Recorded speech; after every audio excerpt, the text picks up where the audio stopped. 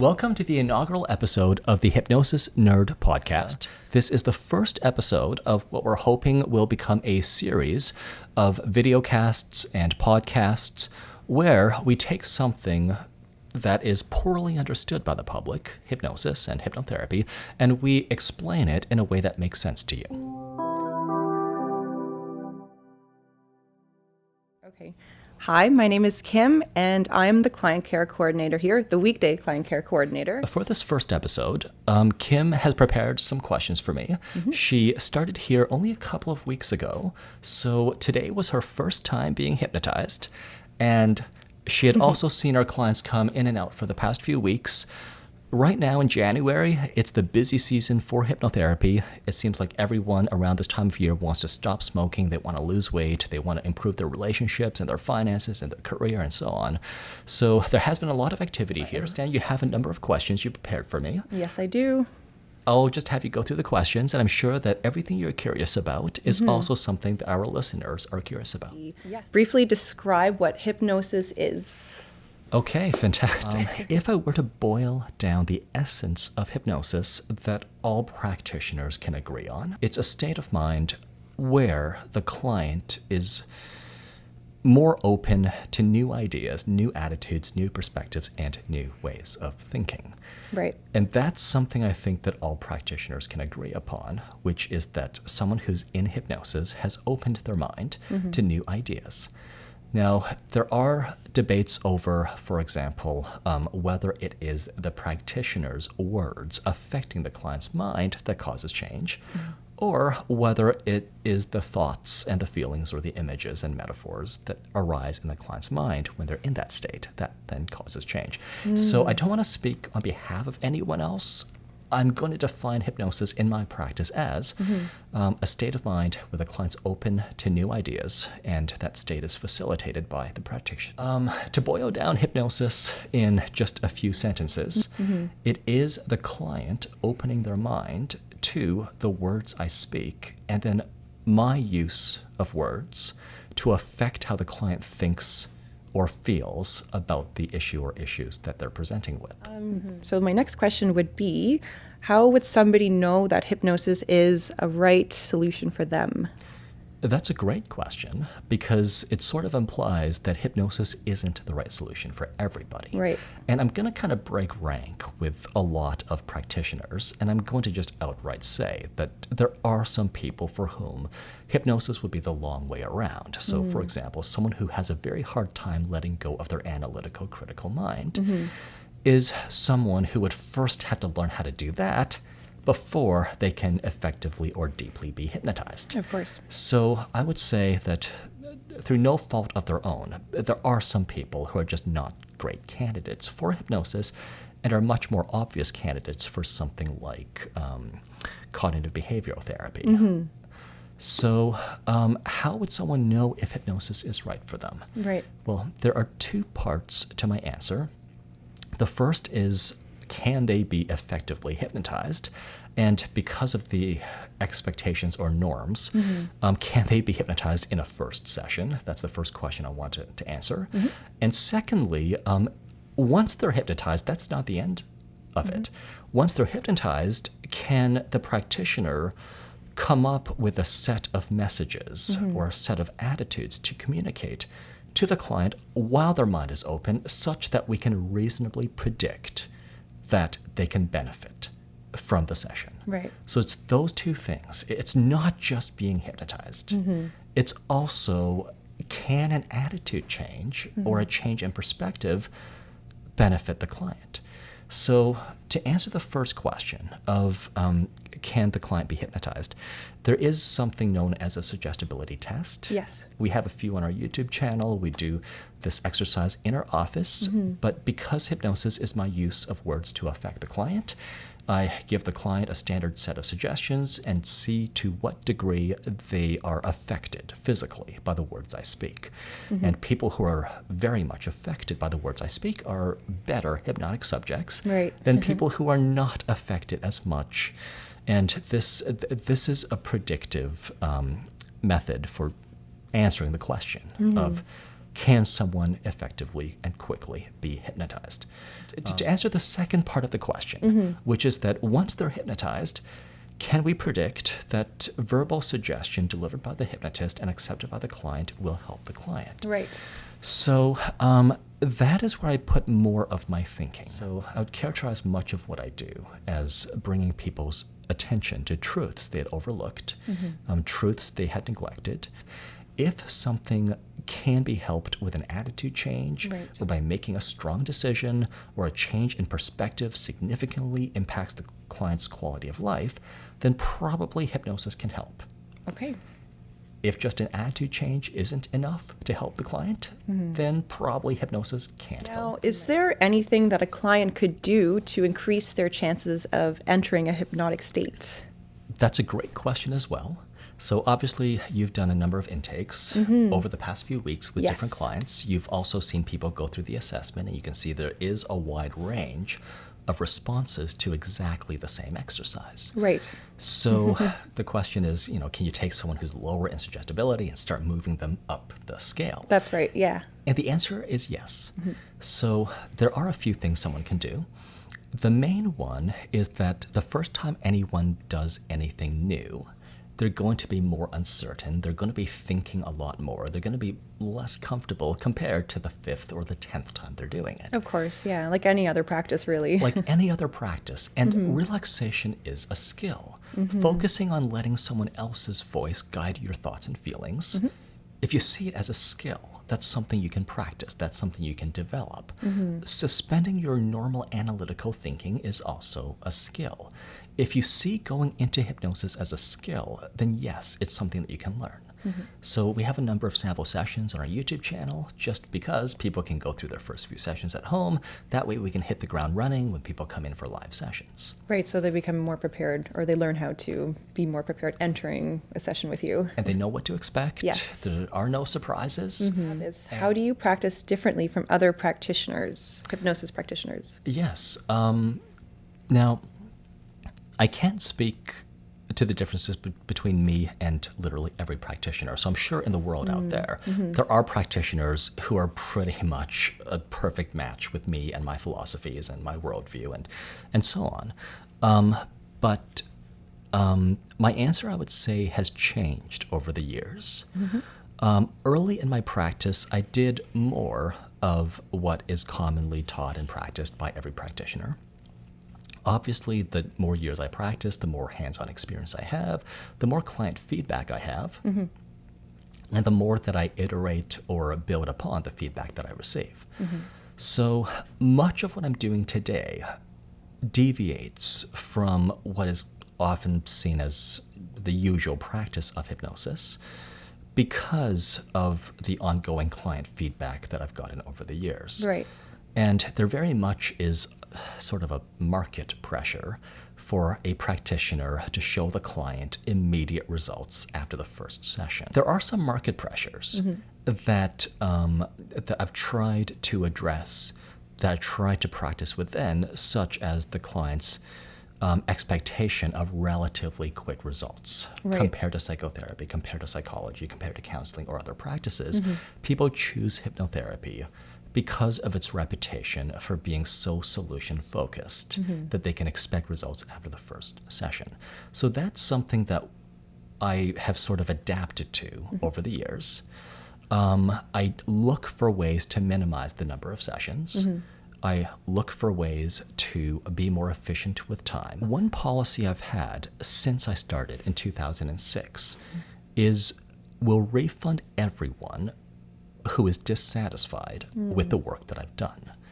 Now, that's not to say that I can guarantee that my words entering someone's mind would actually be acted upon or listened to or believed in. But there is a guarantee that I do high quality work. And I'm proud enough of what I do that if anyone asks for a refund, we just refund them, wipe my hands clean, and that's it. Yeah, and I think that's a great guarantee to have. And I don't think any practitioner really can guarantee any results for their clients. No. But what is in my control is the way we handle billing and so on. So we will refund everyone who's dissatisfied. And it's given me feedback that a lot of practitioners just don't get. So over the years, as I adapt to sort of market expectations and so on, I kind of had to separate the nonsense that sometimes theorists or people who teach more than they practice will believe in and then teach from what is practically applicable. And that's what you learn when you see clients in a real clinical setting. Right. So over the years, I've discarded much of what I've learned. I've also drawn from other disciplines. One word that you might hear me use over and over again is epistemology, where it's the study of knowledge. It's the theory of, or the philosophy of how do we know what we know? How do we know that we know it? What confidence can we have in our beliefs? What are justified beliefs? Like, those are the questions answered by epistemology. And I think a lot of practitioners see hypnosis as putting people into fantasy worlds. Fantasy worlds where, as a non-smoker, everything is perky and perfect and happy and colorful and bright, or that that they will always be able to resist the chocolate chip cookie. Yeah. So I am not about putting people into fantasy worlds. I am more about pointing out truths that the client had overlooked. I would characterize my practice as that every suggestion I make can be validated in the world out there, outside the session room, and not just in the near future, but most of my suggestions are the kinds of things that you want to believe in for the rest of your life.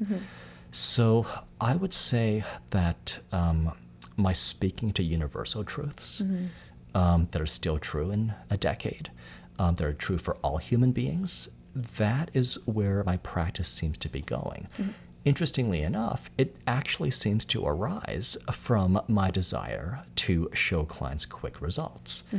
Because if I'm going to help a client change in their first session, I can't spend that session doing an intake.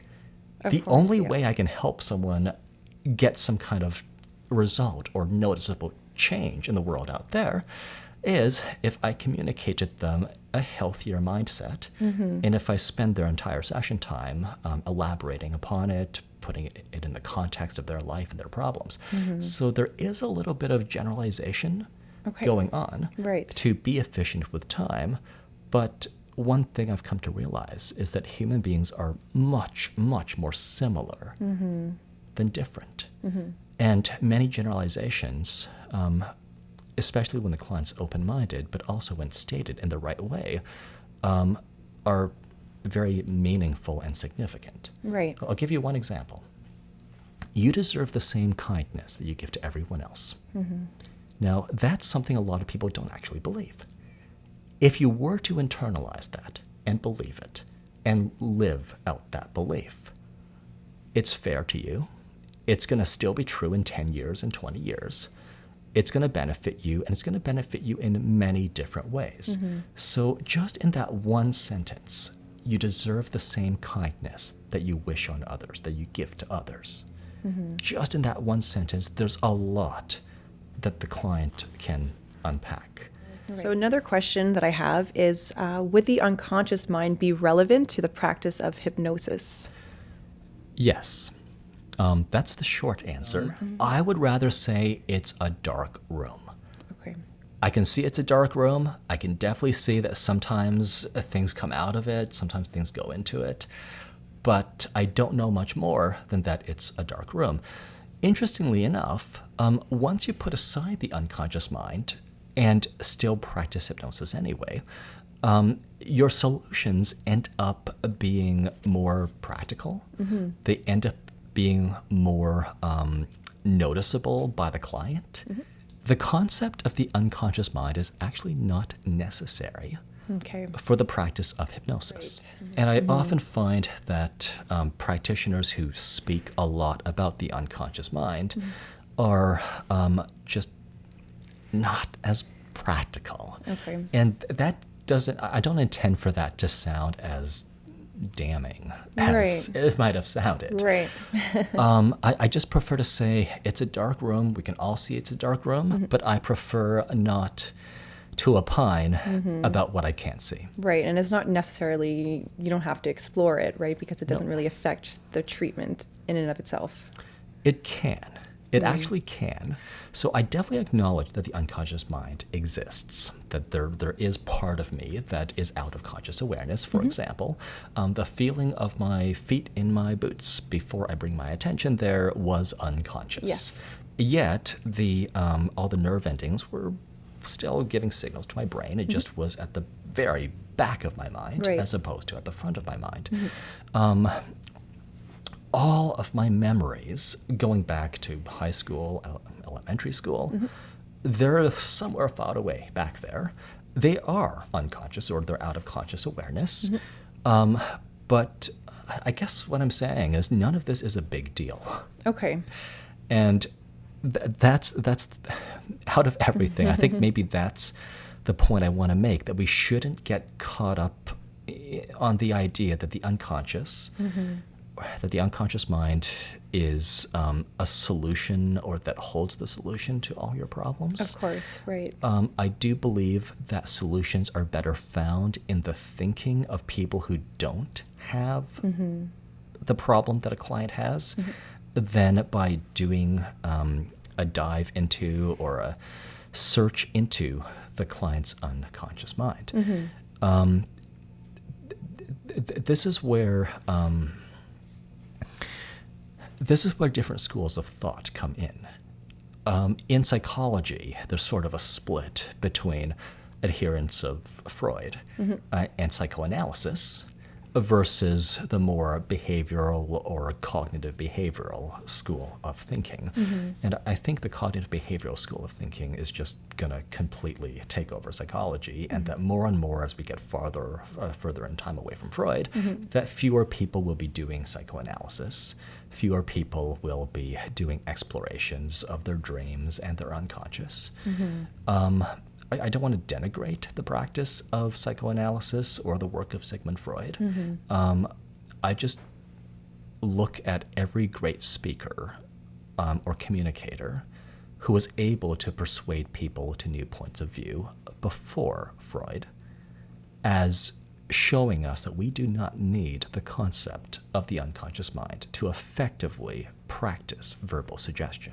Well, hypnosis is a subjective experience. Right. What can clients expect to feel when they're in a state of hypnosis? Right.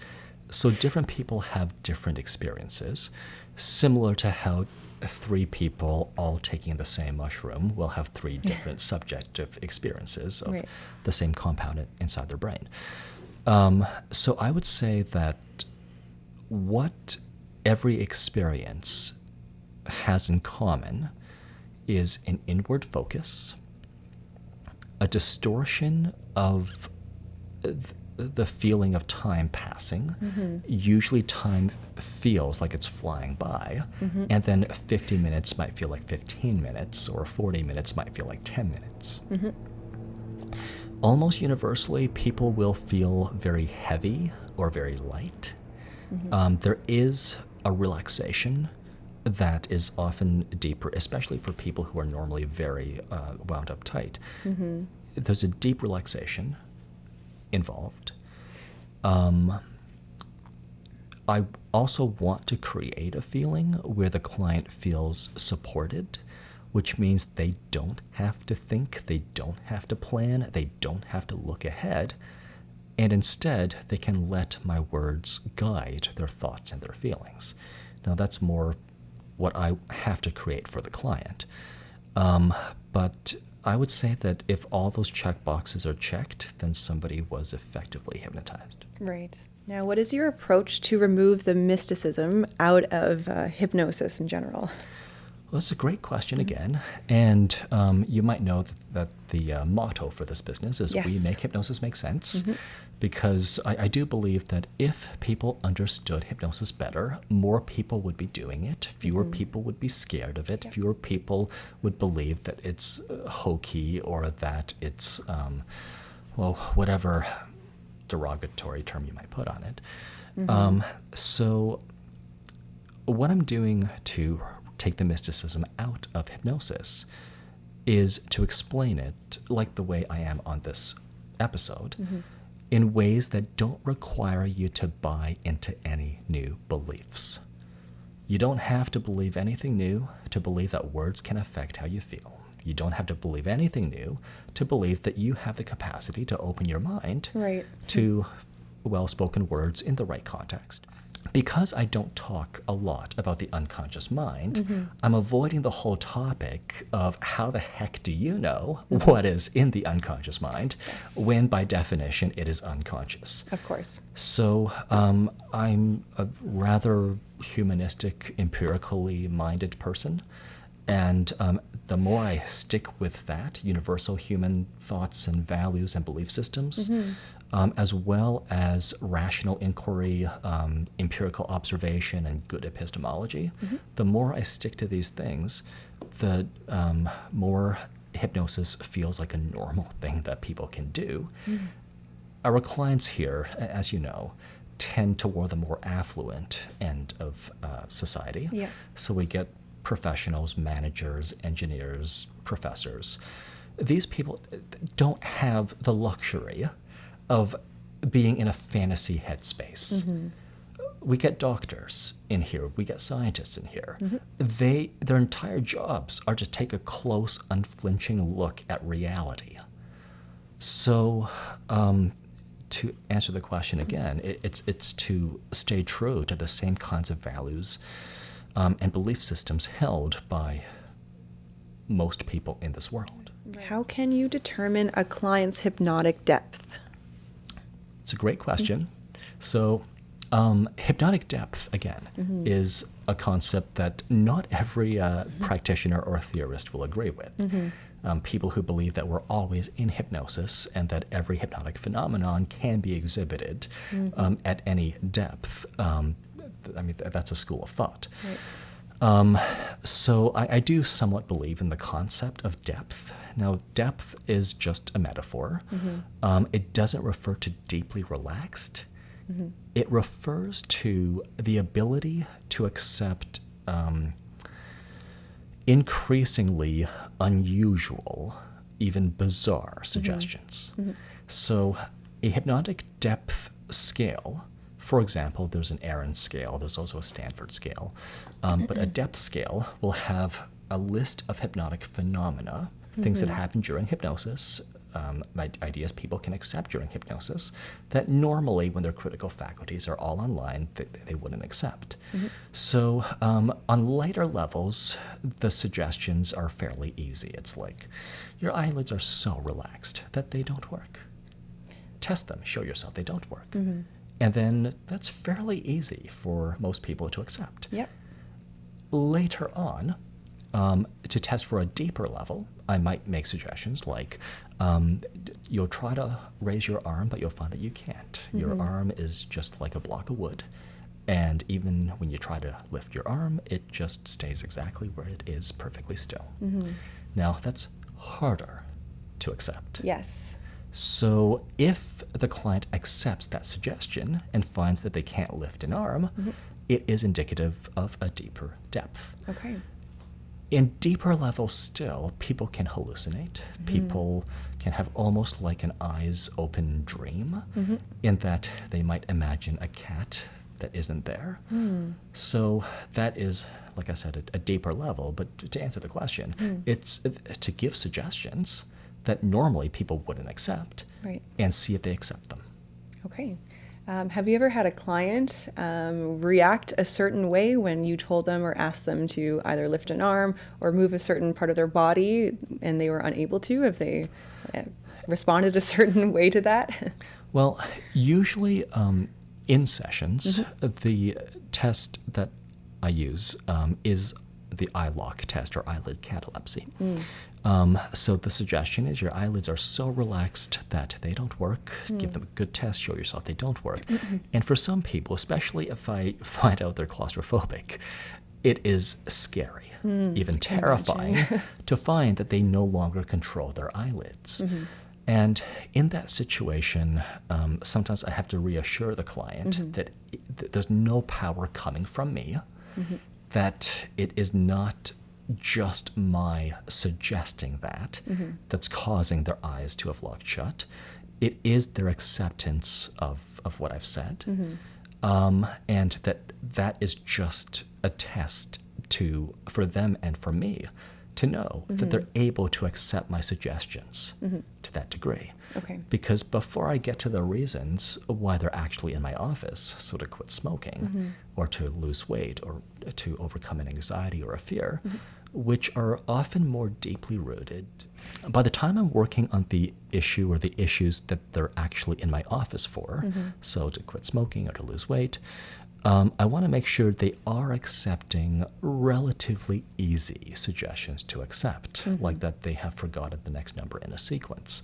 If they're not accepting something simple that they can do in the moment there, then I don't expect them to be accepting suggestions that they're done with cigarettes. Okay. They love their body more than cigarettes, or any of the other positive suggestions that I do want to get to, but only after they've demonstrated that they are able to accept my suggestions above their own thinking or knowledge. Now, do you have to be weak-willed or gullible to actually become hypnotized? I think the idea that one has to be gullible or weak-willed to be hypnotized comes from the idea that someone who's hypnotized has been tricked or deceived into hypnosis, as opposed to a willing participant in a process facilitated by the practitioner. If you see the client and the practitioner cooperating together, then there's literally no conflict between a strong-willed person and a hypnotist, or a very good critical thinker and a hypnotist, because the hypnotist is sort of a mercenary. They're hired by the client to solve a problem for the client. Right. So in that context, the question of gullibility or weak-willedness, if that's a word, it doesn't even come up, because I'm not tricking my clients into the idea that life as a non-smoker is better. Yeah. That's just a matter of fact that 85% of us live. I'm not tricking the clients into believing that flying is safe enough to be boring. That is just a reality that most of us already live in. Right. So, I think that that myth comes from the idea that someone who's in hypnosis is being coerced or deceived into being hypnotized, and that is not at all the case. Okay. And for me as well, I'm not putting people into fantasy worlds. If a practitioner is essentially getting the client to buy into a fantasy world where, for example, they'll never be tempted by their friends smoking, then the whole fantasy falls apart once they stop believing in it. In contrast, if they always believe that they are the only person who can decide their consumption choices, and they stick with that, that'll be true for the rest of their lives. That's not a fantasy. Right. It's each person is the only person who can decide what they're going to consume. For smoking, I'll just use smoking as an example. When the client smoked their first cigarette, it was a decision. Yes. The cigarette doesn't magically jump into their hand. Right. They decided to break their 14 or 18 or 20 years of non-smoking and have a first cigarette. Probably the first few cigarettes, they had to actually decide. I want them to bring that back. If the client believes that cigarettes have power over them, they are ascribing to dead, dried up plant material consciousness that does not exist in the cigarette, while they deny their own conscious decision-making ability, which for me is so backwards. Yeah. That whichever words I find to communicate that they are the conscious one, they have decision-making power, they are in control, they are in charge. And cigarettes are just dead, desiccated plant material. That's true. The more I can, it's like I said, everything I say is true and comforting, true and inspiring, true and motivating, true and something else. And I endeavor to speak these kinds of truths in ways that stick with people. Right. All right. Why do you believe that hypnosis is more of an art than a science?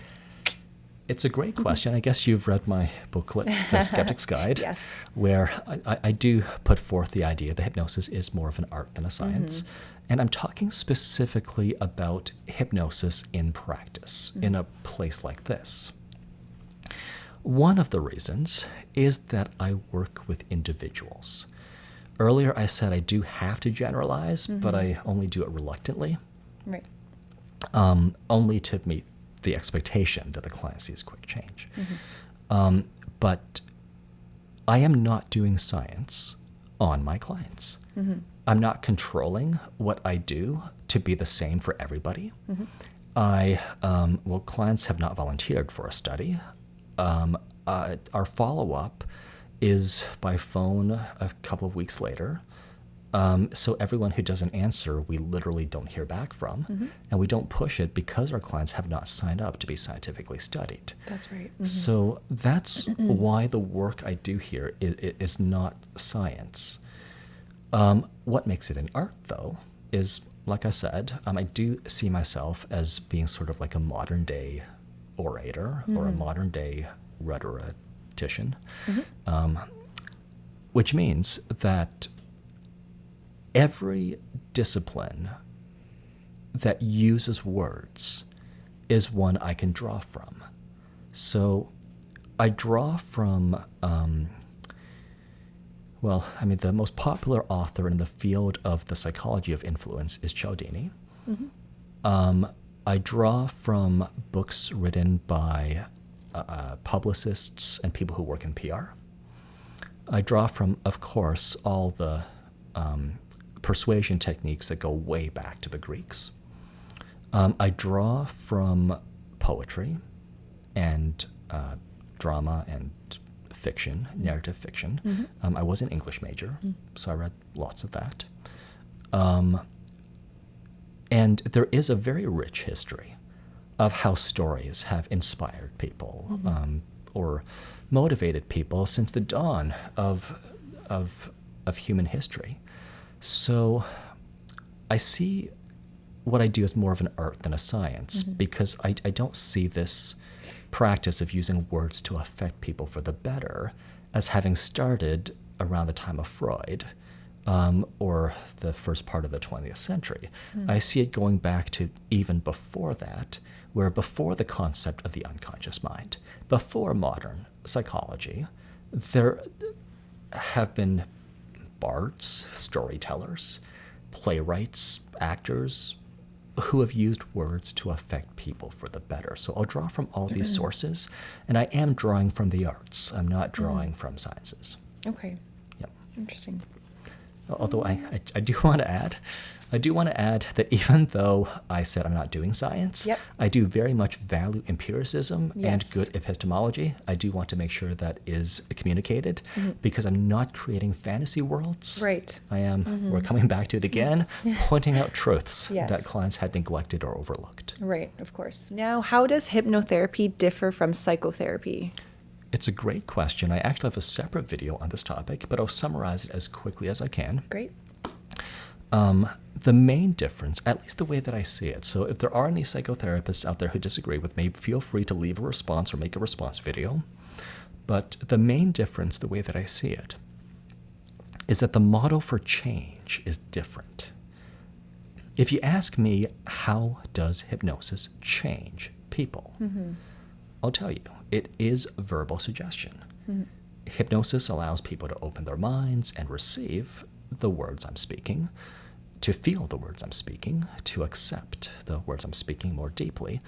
But it is my words affecting their open minds that causes the change. few psychotherapists practice under the model that they are the cause of the client's change.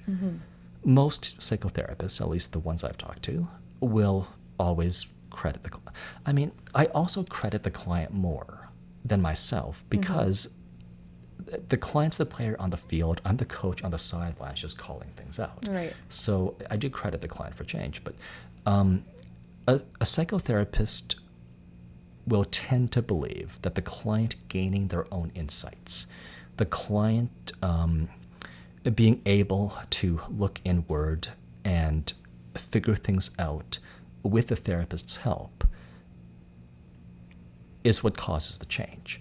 So in cognitive behavioral therapy, for example, the client is taught what cognitive distortions are, and they'll be given a list, and then they'll be asked to rewrite their thoughts so that a similar cognition is going to be more comforting or more truthful. I guess I'll summarize it as that in psychotherapy, clients are expected to come up with their own answers, which is a very valid way of doing things. In hypnotherapy, again, largely because of expectations of clients, we're kind of giving people the answers. I'm showing our smoker clients what life as a non-smoker is like and sharing that perspective. I'm showing people what life is like for a fearless flyer, which is not that they're confident and beaming walking into an airplane.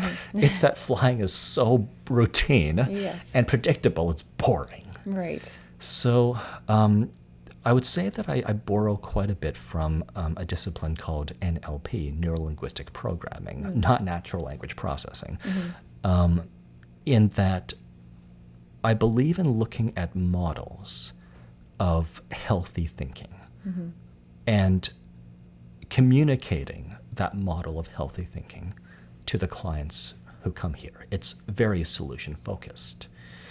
That is one other big difference. In psychotherapy, you tend to look at the problem. Whether or not there's a diagnosis, you tend to look at the problematic thinking or reactions or memories. Right. Whereas in hypnotherapy, we tend to put that aside and ask the client to accept completely new ways of thinking or reacting or imagining. So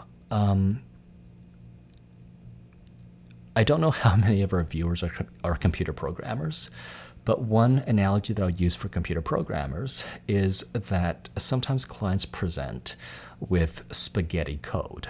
So their program is really messy, it's cobbled together, and it's very hard to debug, it's hard to figure out what the problems are.